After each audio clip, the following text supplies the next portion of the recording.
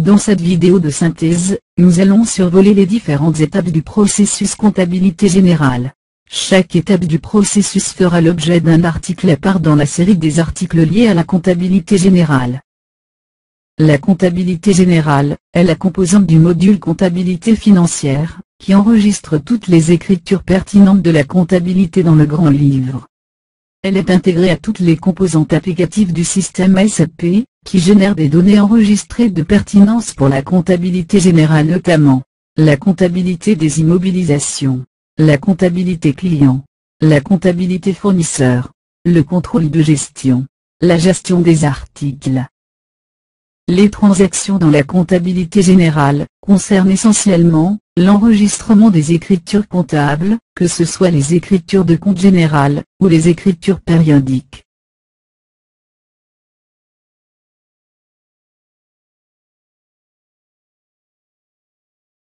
L'affichage soit des pièces, des soldes ou des journaux comptables.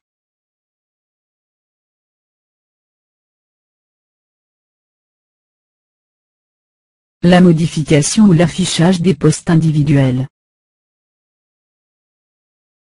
La contrepassation individuelle, ou la contrepassation en masse des pièces comptables. Le rapprochement automatique ou manuel. Commençons par le volet écriture. Donc pour enregistrer manuellement des pièces de compte généraux dans le système SAP, on utilise la transaction FB50. En effet, les pièces de compte généraux se composent au moins de deux postes, c'est-à-dire, deux lignes, un poste débit et un poste crédit. Elle ne peut contenir que les comptes généraux comme les comptes de trésorerie, les comptes de charges et les comptes de produits. Pour les écritures qui sont enregistrées régulièrement chaque mois, et dont les montants sont fixes comme les prélèvements automatiques pour loyer par exemple, SAP les traite séparément, dans les écritures périodiques. Pour saisir des écritures périodiques, on utilise la transaction FBD1. Les données suivantes d'une pièce périodique restent inchangées, la clé de comptabilisation, le compte, le montant. Maintenant, on passe à la liste des pièces périodiques. Cette liste affiche toutes les pièces périodiques enregistrées sur le système, ainsi que la date du prochain cycle de comptabilisation. Pour ce faire, on utilise la transaction F.15. Pour exécuter ces écritures périodiques, c'est-à-dire créer des pièces comptables à partir de ces pièces périodiques, on utilise la transaction F.14. Maintenant on passe au volet affichage. Pour afficher une pièce, on utilise la transaction FB03.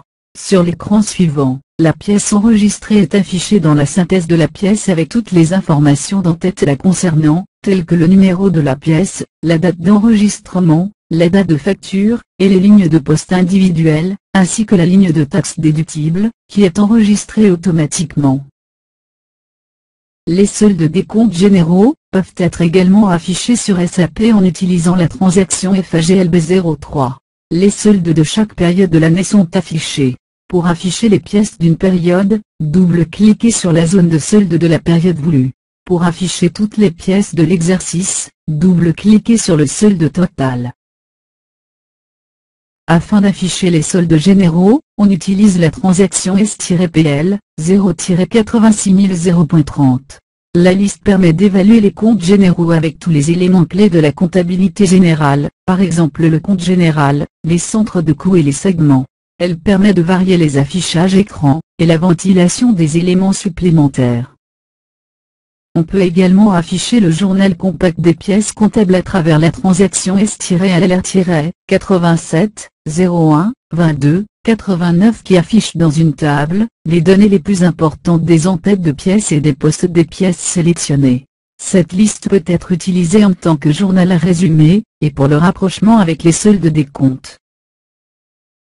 Le journal des pièces comptables, qui contient toutes les comptabilisations de pièces associées à une période comptable spécifique, est affiché en utilisant la transaction S-LR-87 01 22 87. Pour les postes individuels d'un compte général, on peut soit les afficher ou les modifier dans une même transaction, à savoir FAGLL 03.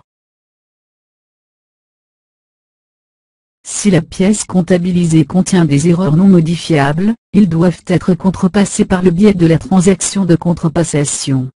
Si l'erreur concerne une seule pièce, on recourt à la contrepassation individuelle par la transaction FB08. Si l'erreur est massive, on utilise la contrepassation en masse par la transaction F.80. Le dernier volet du processus de comptabilité générale est le rapprochement des postes non soldés. SAP offre deux possibilités pour rapprocher des postes non soldés. Le rapprochement automatique par la transaction F13, ou le rapprochement manuel par la transaction F03. Pour approfondir vos connaissances dans chaque volet du processus de la comptabilité générale, visitez nos articles détaillés.